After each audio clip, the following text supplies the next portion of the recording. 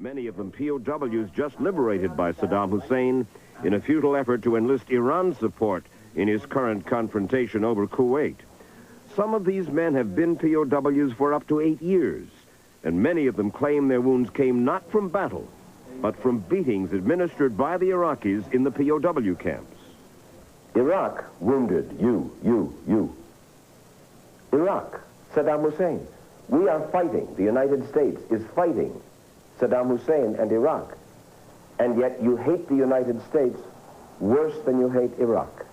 If Iraq wounded me, paralyzed my arms, it was because of American orders. It was American weapons. But Saddam Hussein is the man who hurt your arm. Saddam Hussein is the man who hurt your eye.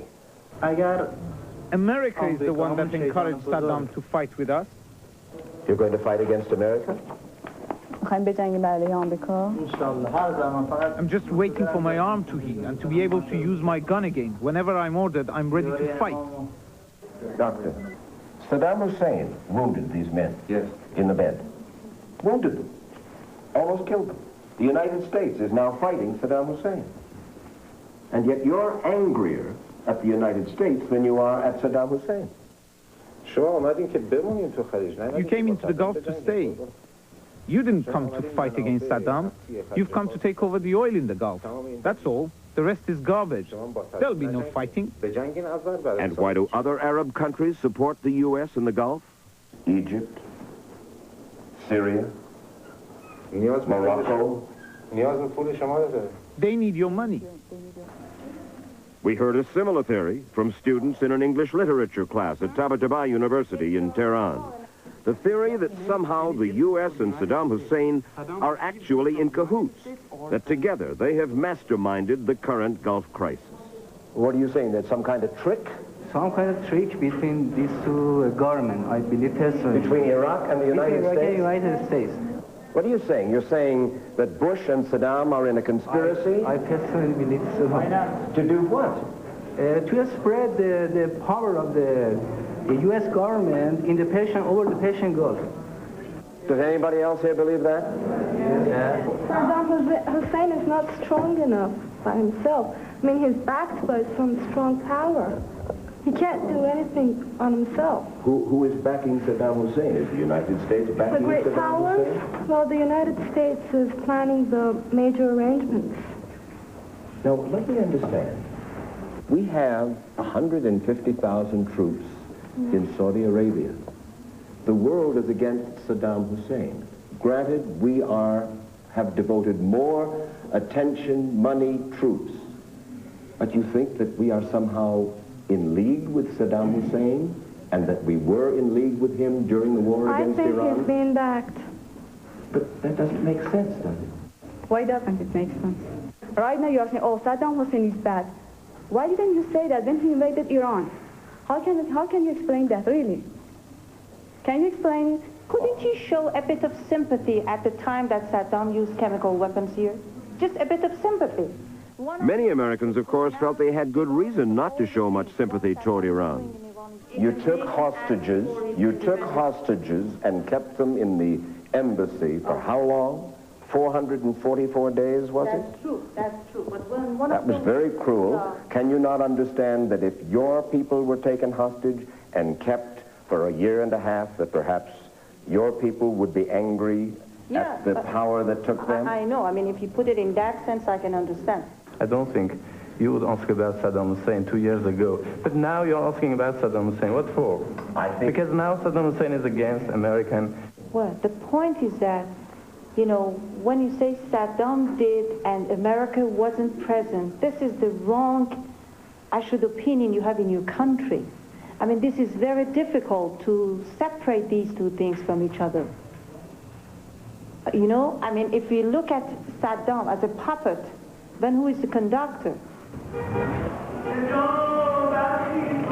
The man who galvanized that anti-Americanism, of course, was Imam Khomeini.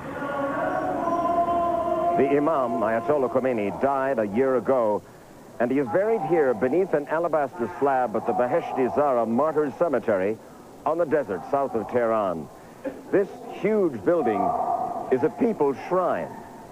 part sanctuary, part museum. The Imam's words, his revolutionary rhetoric, his xenophobic nationalism, are today still treated as sacred gospel. The teachings of 7th century Islam, he proclaimed, must guide this modern society.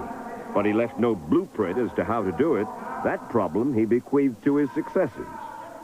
Every Friday morning, which is the Muslim Sabbath, every Friday morning at 11, thousands of Iranians gather on the campus of the University of Tehran for the Friday prayer meetings.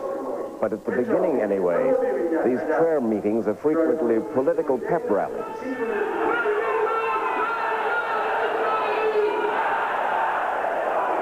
Death to Israel, death to America, they chant.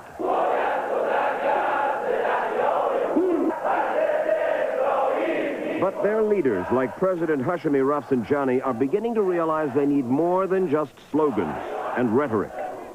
He talked to the thousands here and on television to millions about the domestic crisis facing his country. Praying to Allah is not enough, he said here.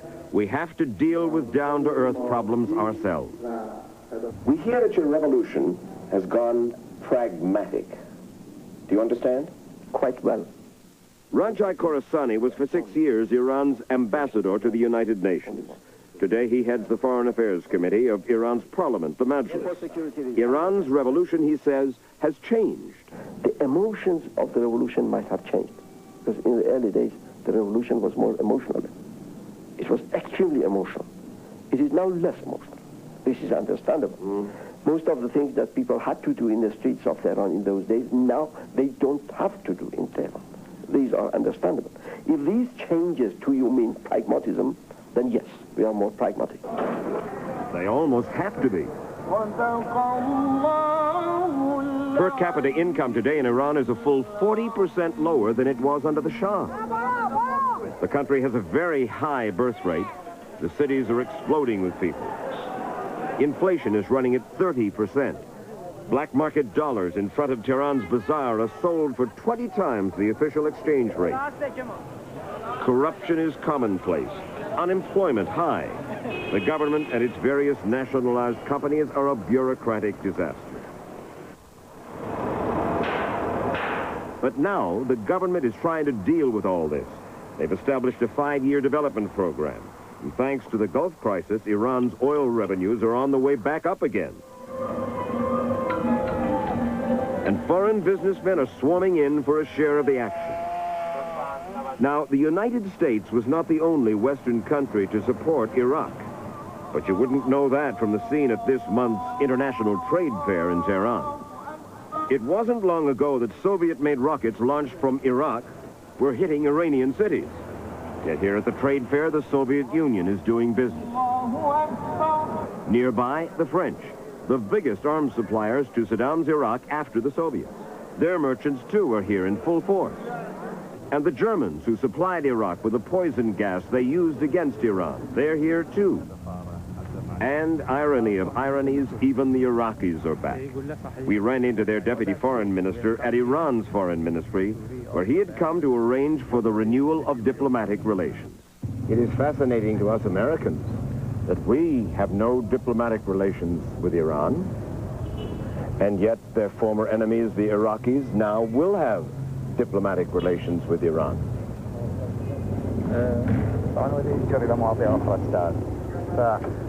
Thank you very much, but our cars have just arrived. Thank you. Thank you very much. The Iraqis may have renewed diplomatic relations with Iran, but they did not convince Iran to breach the United Nations blockade of Iraq. What I can say strongly is that we remain fully committed to all the resolutions of the United Nations regarding the blockade against Iraq. I know the commitment of the government. I know medicine and food? Even medicine and food.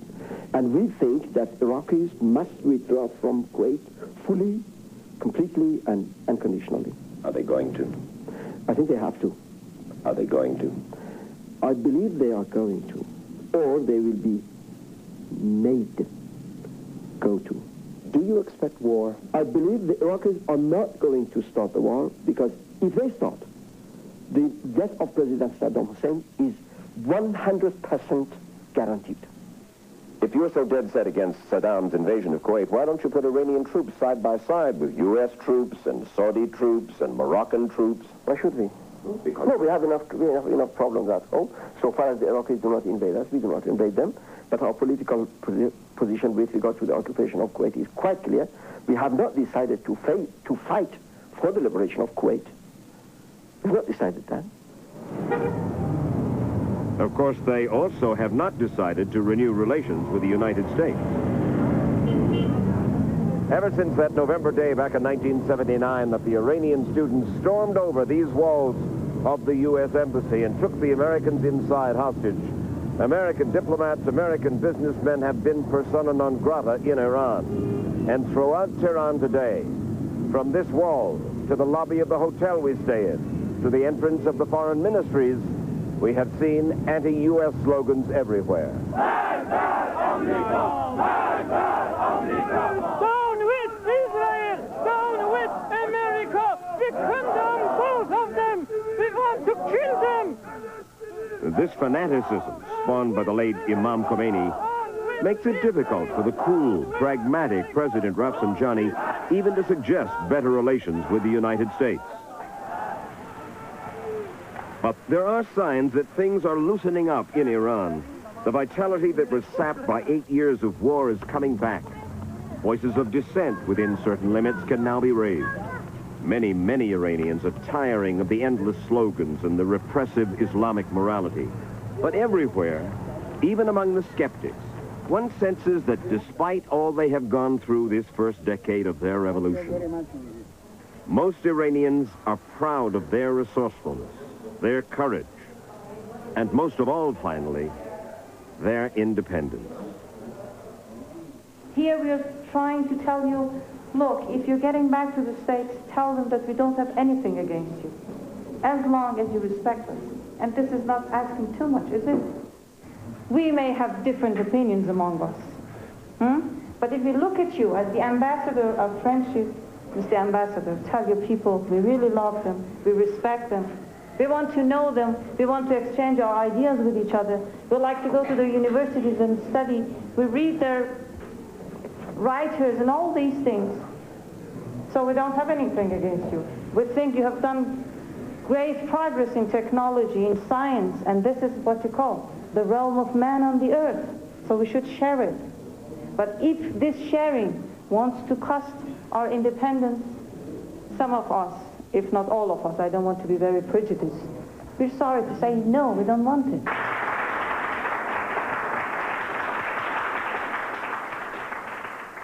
There was an impressive revolutionary consensus in that classroom on the face of it, and elsewhere in Tehran, at least when our cameras were rolling, the same kind of sentiment, undoubtedly sincere.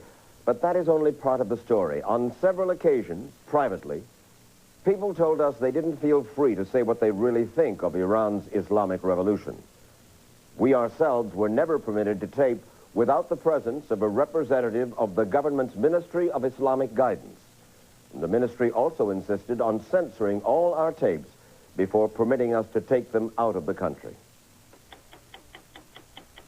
There is that they contain uranium, which Saddam Hussein is now mining to produce a nuclear bomb.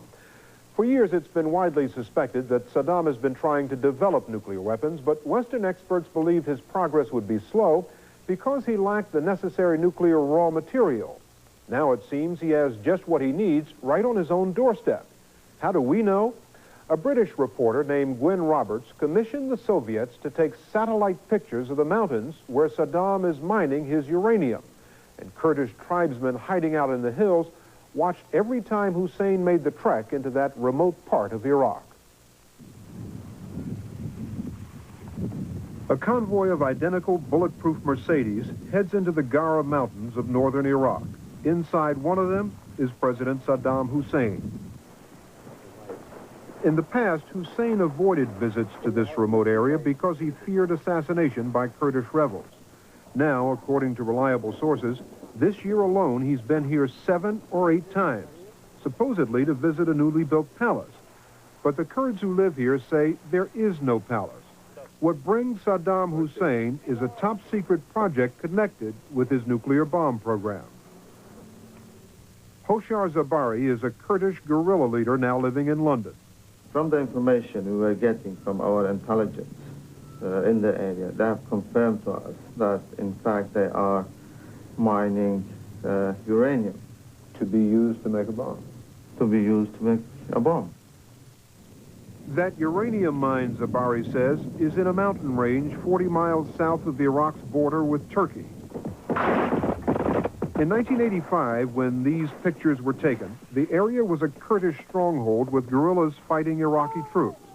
But after the Iran-Iraq ceasefire, Saddam Hussein unleashed chemical warfare on the Kurdish population.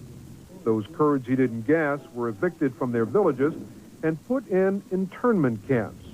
This area then became a high-security zone. But Kurdish guerrillas have continued to monitor the operation. What does the complex up there look like? Well, the complex, from the information we had, in fact, as I said, there's an extensive work going on. I mean, there have been seeing, you know, heavy-duty machines, excavators. I mean, lots of equipment have been brought into the top of the mountain. How long has this been going on? Well, it has been going on since January 89. So for at least 18 months? For at least 18 months. You have no doubt there's a uranium mine up there? Yes, we have no doubt that there is a uranium mining operation going on the Gara Mountain. But with this area now completely sealed off, how could you check the information supplied by the Kurds? The best way would be satellite photography, but American military satellite photos are top secret, and the American and French commercial satellite companies turned down the job. However, there was one taker, the Soviet Union. These photos, bought from Moscow, were taken last August by a Soviet military Soyuz satellite, and they show the precise area where the Kurds say Saddam Hussein has a uranium mine. At the National Image Analysis Unit in Cambridge, those Soviet satellite pictures were analyzed by Andrew Garfield, a specialist in assessing high-altitude photography. The satellite cameras shot stereo or twin pictures of the same area. And just how good were they? The Soviet system allows you to look at the image as it actually is. It's very high quality, very high definition, and is ideal for intelligence purposes. And what about the stereo nature of it? What is the advantage of that? Well, stereo is absolutely essential if you want to be able to get an idea of what the ground actually looks like in 3D. If you look at a photograph that you took with your own camera of the ground, it would look flat. If you look at it in stereo, you see the buildings coming up towards you, as you would, say, in a 3D movie. Those satellite pictures were then brought to University College London, where their advanced computer system first digitized and then matched them to construct a three-dimensional image of that area of northern Iraq. Although this area is restricted airspace closed to all but Iraqi aircraft, this revolutionary computer technology allows the eye to fly down and take a closer look.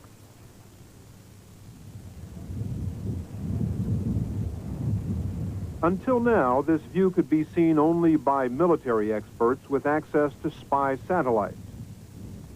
Now, this new technology allows us to fly freely around this 50-square-mile region in the Gara Mountains, turning at will to look for clues to what might be going on here. Uranium was found in volcanic rock just 50 miles away in western Iran. And similar rock formations are visible here in Iraq. And here on the ridge of a mountain, we are able to follow an extensive road network that didn't exist 2 years ago. John Moore, one of Britain's leading mineralogists, says those roads lead to 2 possible mine sites. You can see a relatively new wide road which has been driven up the hillside here to the area of the excavation there. And within the area of the excavation, we can also see some small roads which could well be associated with quarrying activities. On this hillside, there are 2 parallel ridges which don't look entirely natural. It's conceivable that they could be man-made embankments, and one of the ways in which a man-made embankment could form would be if there was a mine entrance nearby. Andrew Garfield also saw signs of industrial activity. a large network of new, very substantial roads, obviously for heavy industrial or military traffic, some large industrial-looking buildings below what looks like a possible quarry or a mine entrance. This is an artist's impression of the buildings Garfield saw. He says the main building was 800 yards long and 2 or 3 stories high. Did this look like something that's part of a palace complex? Certainly not. It looked like an industrial facility. So why would you put an industrial complex way up there? Well, if it is a uranium mine, then that obviously has to be there because that's where the uranium is. But you could put your industrial facilities anywhere else in the country. But if you place them here, they are afforded a high level of protection from the region itself. Being very mountainous and being very isolated, it would be extremely difficult to get to, either for a ground attack or an air attack. I think it's also significant that it's just about as far away from Israel as it's possible to get in Iraq. Israel, once before, thwarted Saddam Hussein's attempt to get nuclear weapons. In 1981, the Israeli Air Force bombed the Osirak nuclear reactor south of Baghdad. According to Richard Macklin of the Uranium Institute, that reactor could have been modified to produce plutonium for a nuclear bomb. If Iraq was pursuing a weapons program, there were 2 ways of getting the materials to make weapons. One of them was to create plutonium. The other one is to obtain and highly enrich uranium. They can no longer create plutonium. Can enriched uranium be made from natural uranium, which we now suspect they have? Yes, if you apply enough technology and time to it. So for him to have a supply of his own is really significant. Iraq would find it very difficult in these days to obtain uranium on the world market. For Iraq then to have its own sources of uranium means that they are not dependent on the world. And if this is indeed a uranium mine, it's outside of any international safeguards or any international inspection. That's correct. He can do whatever he wants. That's right. Macklin estimates that the uranium concentration in the Gara Mountains would be about 1%. That means that for every 100 tons of rock the Iraqis mine, they'll get 1 ton of natural uranium. That uranium is then converted to a gas before it is enriched to produce the weapons-grade uranium known as U-235 that fuels a nuclear explosion. The hardest part of the process, he says, is the enrichment, which is done with thousands of high-technology gas centrifuges like these in Britain. Gas centrifuges haven't been around for many years, and the process is generally carefully controlled by the governments that own it. But the German government recently admitted that the H&H company, based near Bonn, has sold this centrifuge technology to the Iraqis back in 1987. Today, the director of H&H doesn't welcome visits by journalists and threatened to smash this camera crew's equipment. Okay. Dann hau ich Ihnen die Kamera in 1,000 Stücke. H&H also arranged for 2 German experts to teach the Iraqis how to use the centrifuges and how to build their own systems.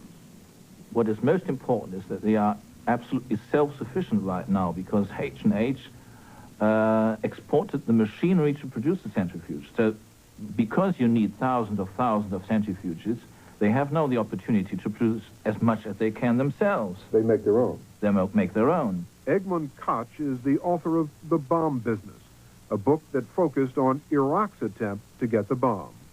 So they can make a bomb. There's no doubt that they can make a bomb. It's only a question of time.